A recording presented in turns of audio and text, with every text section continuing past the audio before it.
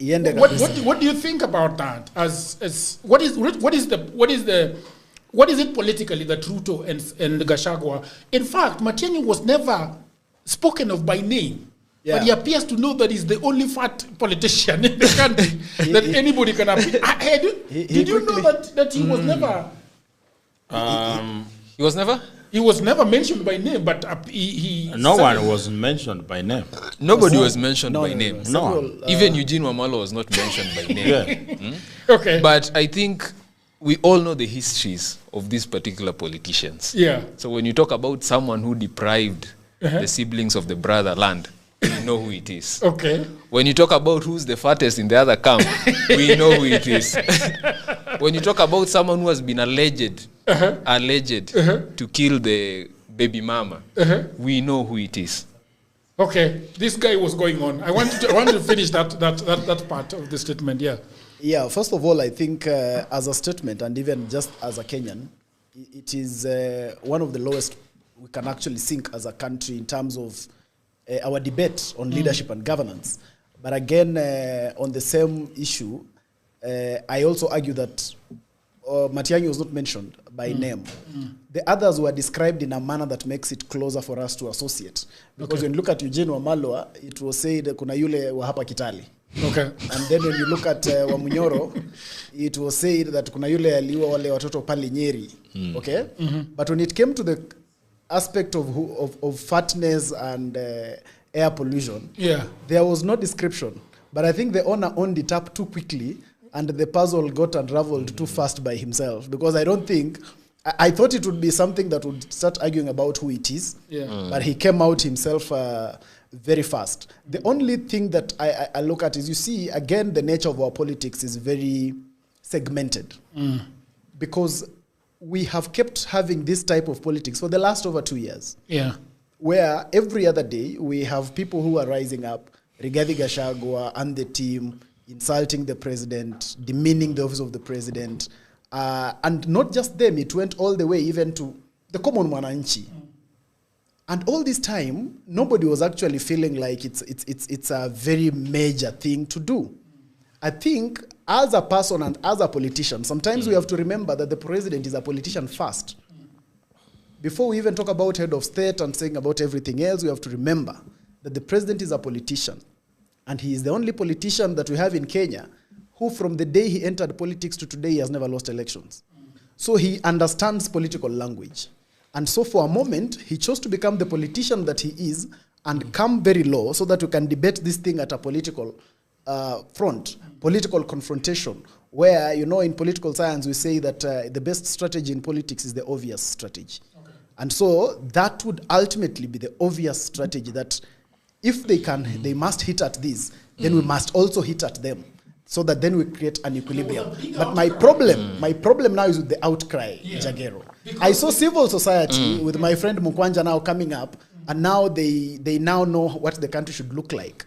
I saw the church coming out. I've seen so many people coming out to say, no, this should not be the direction. But my question is, this has been the modus operandi of the country for the last 2 years. We must not be, if we want to be honest as a country, we can't choose what is black and what is green depending on the convenience. We must call things to order when they are right and when they are wrong for what they are.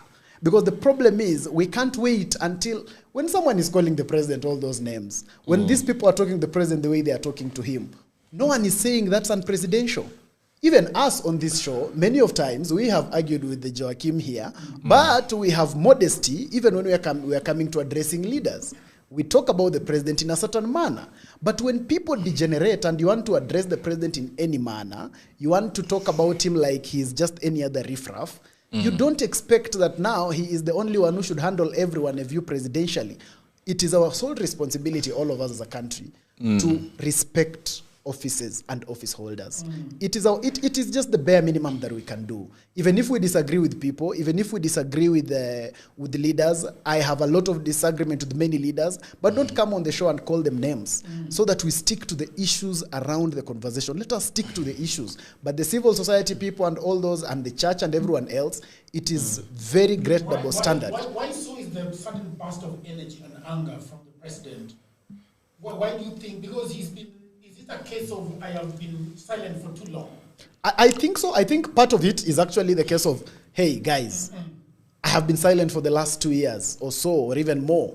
You guys keep going at it, and every other time it has come to a point where now it's not about the body of the president. It's now about body shaming at the president. I think he was trying to say, And I don't guys, think there is anything wrong with that. I am here, and I think this is wrong, but we will first of all retaliate and get the country back to order. I really, really do not think it is the right way the country should go. Yeah. But I do not excuse the fact that the president was also having a reaction. Remember, I've told you, the president also is a human being.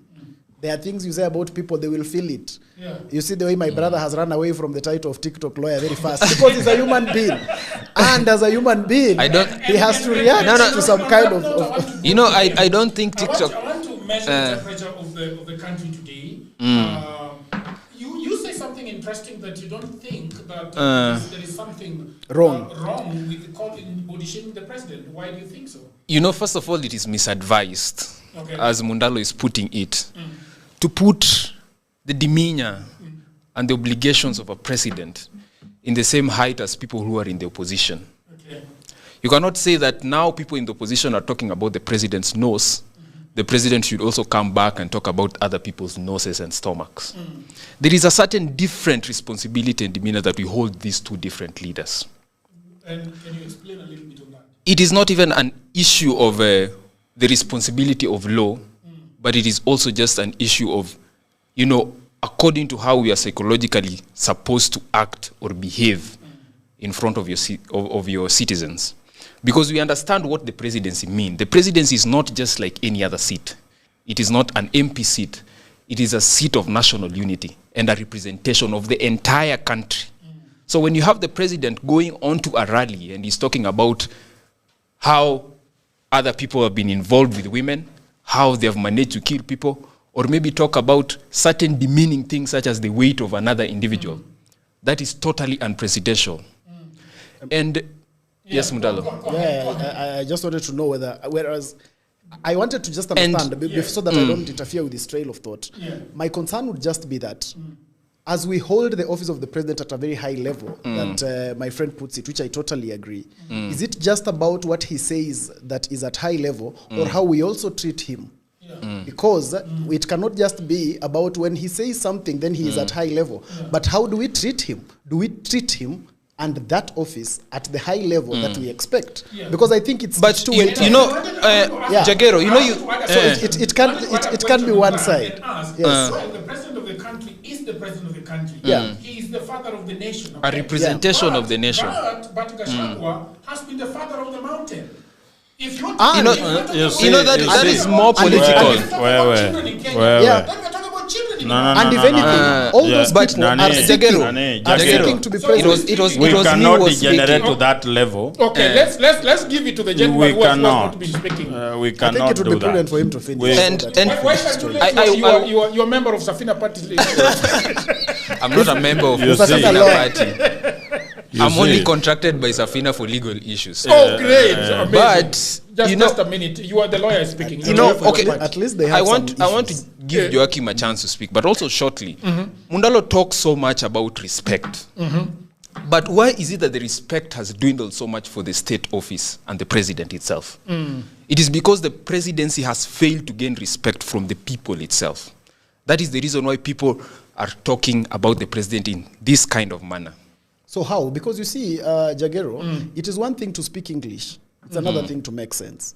What I consider is that you're just speaking English because when you say the wakili here, because when you say the presidency has just failed to get respect, it makes some sense, but then it would make better sense if you're able to make it tangible and say in this area and this area and this area. No. Because the issue is this, and it's not a question of but it's anyone trying to say that one is better than the other.